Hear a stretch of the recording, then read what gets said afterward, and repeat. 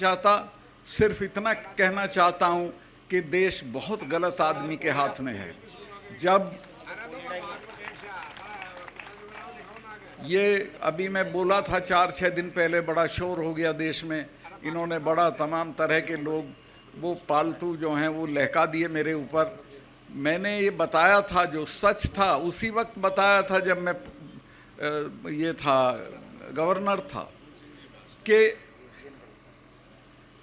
जो वहाँ पुलवामा में जो अटैक हुआ हमारे सिपाहियों पे, 40 लड़के मरे हमारे जवान, वो नहीं मरते अगर ये उनको 2 हवाई जहाज दे देते, 5 हवाई जहाज।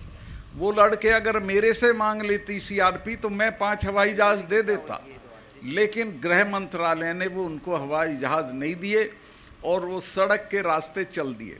उस सड़क के रास्ते में मैं गया जिस दिन ये दुर्घटना हुई, उसके बाद उसमें 10 किलोमीटर के एरिए में करीब 10 जगह सड़क आके मिलती है।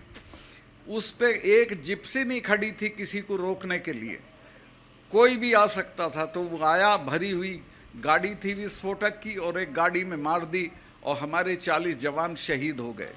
ये कहीं अपनी शूटिंग करा रहे थे उसमें नेशनल कॉर्बेट पार्क में, यूपी में है वो, तो वहाँ टेलीफोन की सुविधा नहीं होती है। तो इन्होंने बाहर आके मुझे एक ढाबे से फ़ोन किया और पूछा कि सतपाल भाई क्या हुआ। मैंने इनको बताया कि साहब ऐसे ऐसे हो गया, इतना हमारा नुकसान हो गया है और ये हमारी गलती की वजह से हुआ है, अगर हम जहाज़ दे देते तो ये हमारे बच्चे नहीं मरते। तो इन्होंने मुझे कहा कि नहीं अभी इस पे चुप रहो, इस पे अभी चुप रहो। जो नेशनल सिक्योरिटी एडवाइज़र है, जिसका नाम आपने सुना होगा, अजीत डोभाल, वो मेरा क्लास फेलो रहा, कानून की क्लास में हम साथ पढ़ते थे। उसका मुझे फ़ोन आया फ़ौरन कि प्राइम मिनिस्टर ये कह रहे हैं आप बोलें नहीं कुछ, चूँकि मैं बोल दिया था, मैं 2-3 चैनल को ये बता चुका था कि हमारी गलती से ये हुआ है, कि वो ये कह रहे हैं कि इस पे तुम चुप रहो। मैं समझ गया था कि अब इसका ये पूरा राजनीतिकरण अपने चुनाव के लिए करेंगे, जो मर गए वो भाड़ में जाए, इनको कोई मतलब नहीं है। और आज तक उस पूरे मामले की कोई जांच नहीं हुई है, कोई उसका नतीजा नहीं आया है।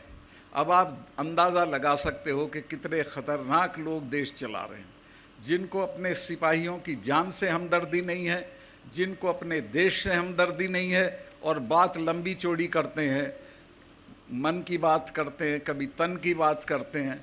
तो मैं आपसे ये कहना चाहता हूँ कि बहुत हो गया, अब संभल जाओ, और अब नहीं संभलोगे तो हमारी तो अब उम्र लंबी हो गई, चले जाएंगे, लेकिन आपकी पीढ़ियां याद करेंगी कि कभी आपने गलती की थी और एक ऐसी सरकार को बने रहने दिया था जिसने आपका सब बर्बाद कर दिया, खेती भी, फौज भी, नौकरियां भी। तो मैं आपसे, और मैं आऊँगा इलेक्शन में भी आऊँगा, जो भी आपका आदमी लड़ेगा उसके लिए। मैं तो, मेरे पैर में बहुत तकलीफ़ है, लेकिन फिर भी मैं घूम रहा हूँ, महीने में कम से कम 10 पब्लिक मीटिंग करता हूँ, सब जगह जा रहा हूँ, सबसे बात कर रहा हूँ, और मुझे ये कामयाबी मिली है कि सब इसके लिए राज़ी हो गए हैं कि एक उम्मीदवार के मुकाबले एक उम्मीदवार खड़ा करेंगे। और अगर ये हो गया तो मैं आपको आश्वस्त कर दूं कि ये बचेंगे नहीं, इनकी शक्ल नहीं पहचानी जाएगी। ये जो आज इनका घमंड है ये सारा चूर चूर हो जाएगा। सब सहमत हो गए हैं, सारी पार्टियां सहमत हो गई। मैं बहुत लंबा भाषण कर दिया, भाई इतना ही कहना चाहता हूं कि ये मौके रोज़ नहीं मिलते हैं।